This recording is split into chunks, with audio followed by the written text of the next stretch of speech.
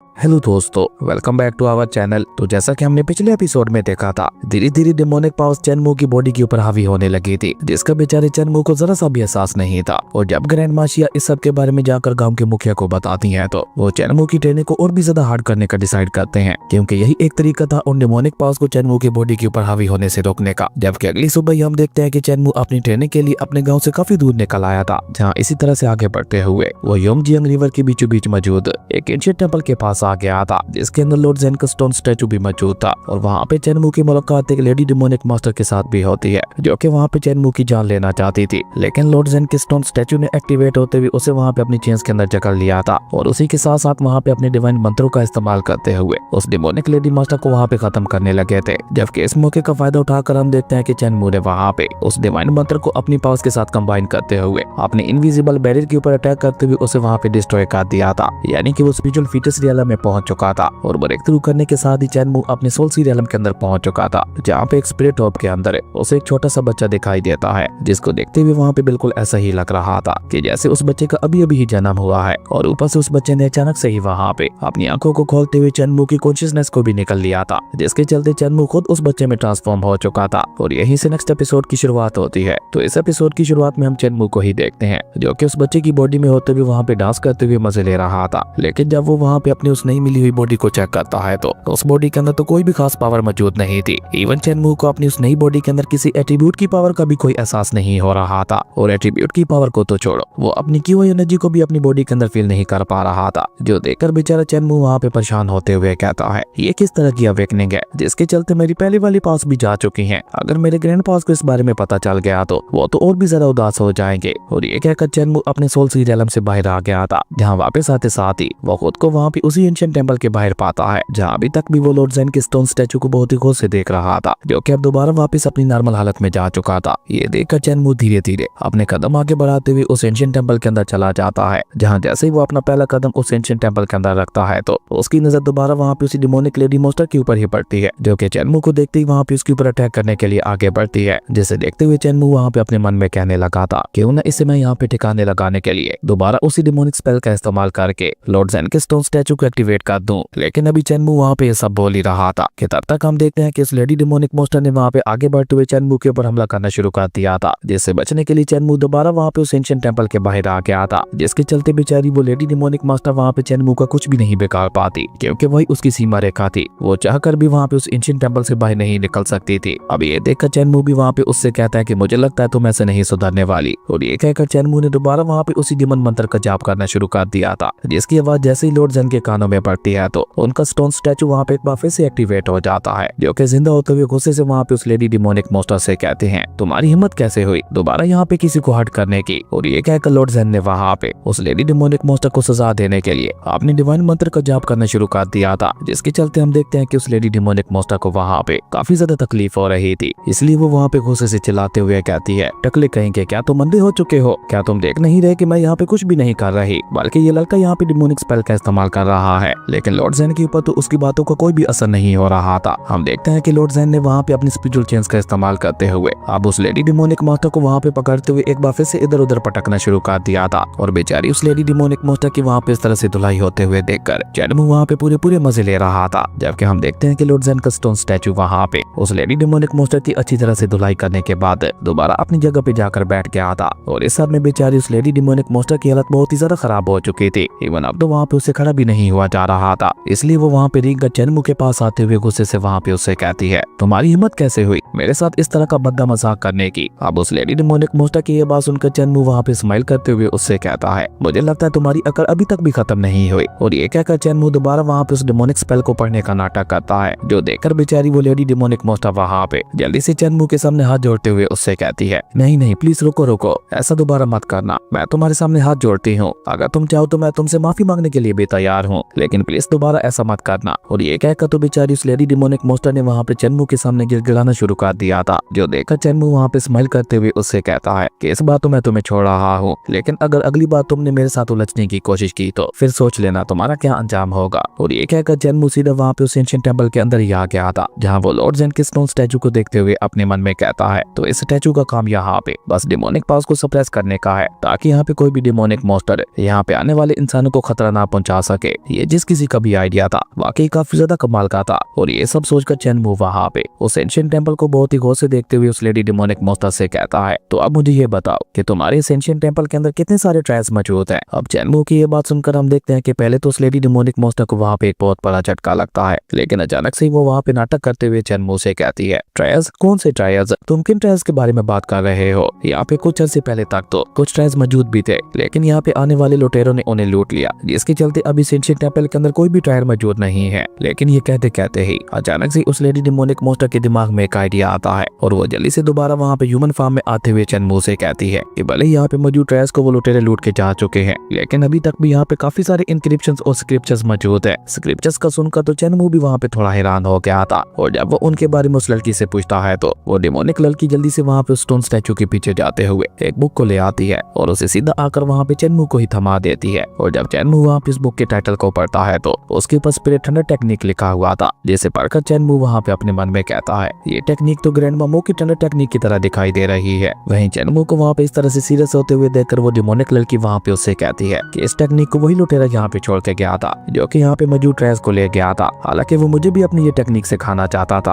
और अफसोस मैं उसमें नाकाम हो गई। अब उस डिमोनिक लड़की की ये बात सुनकर हम देखते हैं कि चेनमू वहाँ पे उससे सवाल करते हुए पूछता है कि इस सब के अलावा यहाँ पे और क्या क्या मौजूद है, जिसपे वो डिमोनिक लड़की साफ साफ झूठ बोलते हुए कहती है, नहीं यहाँ पे और कुछ भी मौजूद नहीं है, यहाँ पे जो कुछ भी था वो मैं तुम्हें ऑलरेडी ला के दे चुकी हूँ। लेकिन चेनमू को भी वहाँ पे समझ आ गया था कि ये डिमोनिक लड़की यहाँ पे साफ साफ झूठ बोल रही है, इसलिए चेनमू दोबारा वहाँ पे उस डिमोनिक स्पेल को पढ़ने का नाटक करता है, जो देखकर वो डिमोनिक लड़की जल्दी से आगे बढ़कर चेनमू का मुंह वहाँ पे बंद करते हुए कहती है, नहीं नहीं ऐसा मत करना, तुम्हें यहाँ पे और भी चीजें चाहिए ना तो मैं तुम्हें ला कर दूंगी, लेकिन प्लीज उस डिमोनिक स्पेल को मत पढ़ना। और ये कहकर वो दोबारा वहाँ पे अपनी डिमोनिक फॉर्म में आ जाती है, जिसके बाद वो वहाँ पे एक पिलर के ऊपर जाकर वहाँ पे खुदाई करते हुए उसके अंदर से वहाँ पे कुछ ट्रायल्स को बाहर निकालते हुए उन्हें वहाँ पे चेनमू के सामने लाकर रख देती है, जिनके अंदर काफी सारे आर्मर, स्पीयर्स और स्वॉर्ड्स मौजूद थी, जिन्हें देखकर चेनमू वहाँ पे बुरा सा मुंह बनाते हुए उस डिमोनिक लड़की से कहता है, क्या यहाँ पे बस इतने ही ट्रायल्स मौजूद थे? जिसपे वो डिमोनिक लेडी मॉन्स्टर भी वहाँ पे दोबारा अपने ह्यूमन फॉर्म में आते हुए कहती है, तुम्हें ये सब बस इतने से लग रहे हैं, ये सभी के सभी ट्रायल्स बहुत ही ज्यादा खास है, इन्हें ऐसा वैसा मत समझो। और ये कहकर अचानक से वो वहाँ पे एक स्वॉर्ड को उठाकर उसकी तारीफें करते हुए कहती है, तुम जानते भी हो कि सिर्फ ये स्वॉर्ड कितनी ज्यादा खास है। इस स्वॉर्ड को 6 अलग अलग डिवाइन ट्रायल्स को आपस में मिला के बनाया गया था, जिसकी ताकत का कोई भी मुकाबला नहीं है। अब उस लड़की की ये बात सुनकर हम देखते हैं कि चेनमू भी वहाँ पे स्वॉर्ड को पकड़ते हुए बहुत ही गौर से उसे देखने लगा था, और उसकी पावर को चेक करने के लिए जैसे ही वो वहाँ पे अपने डैगर को बाहर निकाल कर उसे वहाँ पे स्वॉर्ड के ऊपर मारता है तो वो स्वॉर्ड एक ही झटके के साथ वहाँ पे चकनाचूर हो जाती है, जो देखकर वो डिमोनिक लड़की गुस्से से वहाँ पे चलाते हुए कहती है, बेवकूफ कहेंगे, ये तुमने क्या कर दिया? तुम जानते भी हो कि ये स्वॉर्ड कितनी ज्यादा खास थी, और ये आखिर तुम्हारे पास किस तरह का अजीब सा डैगर है जिसने यहाँ पे इतनी आसानी के साथ एक इतनी ज्यादा पावरफुल स्वॉर्ड को डिस्ट्रॉय कर दिया? और आखिर तुम्हें ये डैगर मिला कहाँ से था? जिसपे चेनमू भी उसे वहाँ पे अपना डैगर दिखाते हुए कहता है, ये डैगर तो मुझे मेरे ग्रैंडपा ने दिया था मेरी रक्षा के लिए, और उन्होंने इसे खास अपनी स्पिरिचुअल पावर का इस्तेमाल करते हुए रिफाइन किया था, जिसके चलते इस डैगर के अंदर इतनी ज्यादा ताकत है कि ये एक बड़ी सी चट्टान तक को काट सकता है। और मेरे ग्रैंडपा हुआंगजी ने अपने इसी डैगर का इस्तेमाल करते हुए आज तक अपने न जाने कितने ही दुश्मनों को काटा है, और अब ये मेरे पास आ गया है जिसका इस्तेमाल करते हुए मैं भी किसी को भी काट सकता हूँ। जबकि चेनमू की सारी बातें सुनकर हम देखते हैं कि वो डिमोनिक लड़की वहाँ पे उस डैगर को बहुत ही गौर से देखने लगी थी, और साथ ही साथ वहाँ पे एक डेविल स्माइल करते हुए चेनमू से कहती है, ये डैगर तो वाकई काफी ज्यादा कमाल का है, और तुम्हारे ग्रैंडपा ने तुम्हें वाकई काफी अच्छा गिफ्ट दिया है। ये बात उस डिमोनिक लड़की ने वहाँ पे तंजी अंदाज में बोली थी, जैसे कि वो वहाँ पे कहना चाह रही हो कि कितना भद्दा गिफ्ट है। अब ये बात चेनमू को अपने ग्रैंडपा की इंसल्ट लगती है,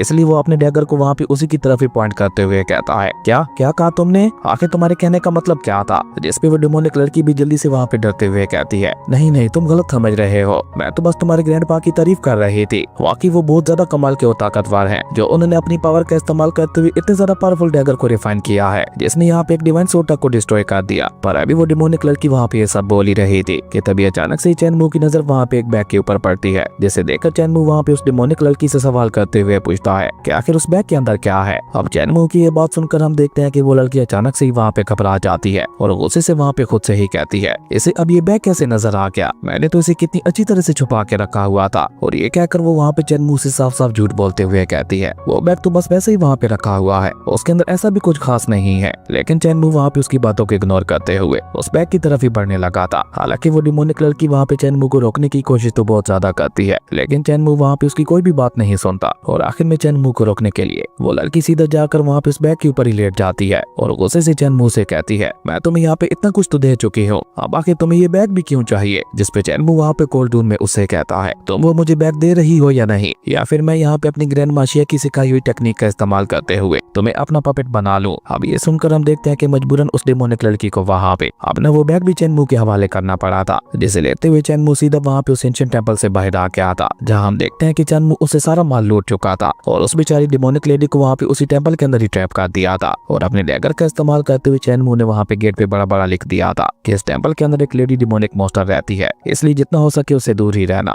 जिसे देखते हुए तो उस लेडी डेमोनिक मॉन्स्टर का गुस्सा वहाँ पे और भी ज्यादा बढ़ गया था और वो गुस्से से अपनी डेमोनिक फार्म में आते हुए वहाँ पे चैनमू से कहती है तुमने आज मुझे यहाँ पे बहुत बड़ा धोखा दिया है, जिसे मैं कभी भी नहीं भूलूंगी। और पहले तो मैं यहाँ पे आने वाले लोगों को जिंदा छोड़ भी दिया करती थी, लेकिन अब तो मैं स्टोन स्टैचू के भी खिलाफ जाते हुए यहाँ पे आने वाले हर एक इंसान को खत्म कर दूंगी। और हाँ, मेरा तुमसे ये भी वादा है, मैं जिस दिन यहाँ से आजाद होंगी उस दिन सबसे पहले तुम्हें ही खत्म करूंगी। लेकिन चैनमू तो वहाँ पे उसकी बातों को इग्नोर करते हुए अपने सारे सामान को उठाकर अपनी बोट के ऊपर आ चुका था, जो देखकर वो लेडी डेमोनिक मॉन्स्टर वहाँ पे गुस्से से चलाते हुए चैनमू से कहती है क्या तुम बहरे हो चुके हो या फिर जानबूझकर मेरी बातों को नहीं सुन रहे। लेकिन चैनमू वहाँ पे फिर भी उसकी बातों का कोई जवाब नहीं देता, जो देखकर वो लेडी डेमोनिक मॉन्स्टर गुस्से से वहाँ पे चिल्लाते हुए चैनमू से कहती है तुम में और उन लुटेरों में कोई भी फर्क नहीं था जो कि यहाँ पे पहले ट्रेस लूट कर गए थे, इससे तो अच्छा था कि तुम मुझे यहाँ पे खत्म ही कर देते। जबकि हम देखते हैं कि चैनमू वहाँ पे उसकी सारी बातों को इग्नोर करते हुए वो सारे सामान को लेकर सीधा वहाँ पे वापस अपने गाँव में आ गया था। और चैनमू के पास इतना सारा सामान देखकर उसके सभी ग्रैंडपा भी वहाँ पे हैरान हो चुके थे और ग्रैंडपा स्पीड वहाँ पे उसके मजे लेते हुए कहते हैं अब ये मत कह देना कि तुम ये सारा सामान उस टेंपल से चुरा कर लाए हो। जिसपे चैनमू वहाँ पे स्माइल करते हुए हाँ में अपना सर हिला देता है, जो देखकर ग्रैंडपा स्पीड वहाँ पे उससे कहते हैं तुम्हें स्टोन स्टैचू की थोड़ी सी तो इज्जत करनी चाहिए थी, इस तरह से सामान को चुरा कर नहीं लाना चाहिए था।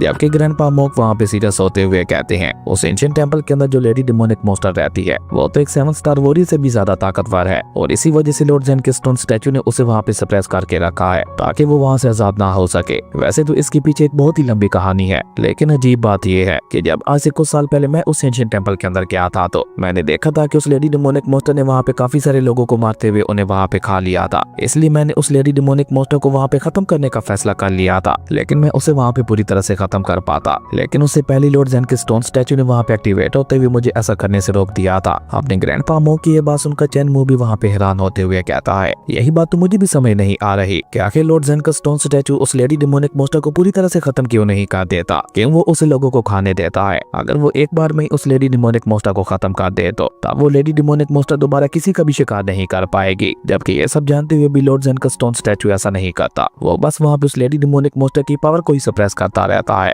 चैनमू की ये सारी बातें सुनकर उसके ग्रैंडपा मोक उसे वहाँ पे जवाब देते हुए कहते हैं कि सब की सिर्फ एक ही वजह है, असल में जो डीमन जितने ज्यादा इंसानों को खाता है वो उतना ही ज्यादा स्ट्रॉन्ग हो जाता है और जो कोई स्टोन स्टैचू जितने ज्यादा पावरफुल डीमन को खत्म करता है उसका रिवार्ड भी उतना ही ज्यादा बड़ा होता है। और यही तो उन सारे स्टोन स्टैचूज की पावर्स का राज है। और इसी बीच हम देखते हैं कि चैनमू के सभी ग्रैंडपा ने वहाँ पे उन टेस्ट को चेक करना शुरू कर दिया था और तभी अचानक से ही उसके ग्रैंडपा को वहाँ पे उनमें से एक सोर्ड पसंद आ जाती है, जिसे वो वहाँ पे चेक करते हुए कहते हैं ये सोर्ड तो मुझे वाकई काफी ज्यादा कमाल की लग रही है। और ये कहकर ग्रैंडपा जैसे ही उस सोर्ड की पावर को चेक करने के लिए उसके अंदर अपनी स्पिरिचुअल पावर को डालते हैं तो उस सोर्ड के अंदर अचानक से वहाँ पे क्रैक्स आना शुरू हो जाते हैं, जिसे देखकर वो ग्रैंडपा नाम में अपना सर हिलाते हुए कहते हैं इस सोर्ड की क्वालिटी तो बहुत ही ज्यादा खराब है। उस ग्रैंडपा की ये बात सुनकर हम देखते हैं कि ग्रैंड माशिया वहाँ पे उससे कहती है अच्छा ही है, अब ये सभी वेपन्स कबाड़ में बेचने के काम आएंगे, चलो अब छोड़ दो इन सभी को, मैं अभी शहर जाकर इन सभी को कबाड़ में बेच कर आती हूँ, इन्हें बेचने पर हमें काफी अच्छा पैसा मिल जाएगा। और अभी वो सभी लोग वहाँ पे इसी तरह से आपस में बातें कर ही रहे थे कि तभी अचानक ही चैनमू वहाँ पे उनके सर के ऊपर एक बहुत ही बड़ा बॉम्ब फोड़ते हुए कहता है ग्रैंडपा मैं आपको एक बात तो बतानी भूल ही गया, असल में मैं ब्रेक थ्रू कर चुका हूँ। अब चैनमू की ये बात सुनकर हम देखते हैं कि उसके सभी ग्रैंडपास को वहाँ पे इतना बड़ा झटका लगता है कि वो सभी के सभी अपनी जगह पे फ्रीज हो जाते हैं और वो सभी के सभी ऐसे आंखें पाड़े वहाँ पे चैनमू को देखने लगे थे कि जैसे उन लोगों ने वहाँ पे कोई भूत देख लिया है। इवन ये झटका इतना ज्यादा बड़ा था कि हम देखते हैं कि उन सभी के हाथों में पकड़े हुए सभी ड्रेस भी नीचे जा गिरते हैं। और इसी कमाल के सीन के साथ हमारी अमेजिंग एपिसोड यहीं पे खत्म हो गया था। दोस्तों अगर आपको ये वीडियो अच्छी लगी तो लाइक कर दें और अगर चैनल पे नए आए हो तो सब्सक्राइब करते जाना। तो मिलता है अगली वीडियो में, तब तक के लिए बाय।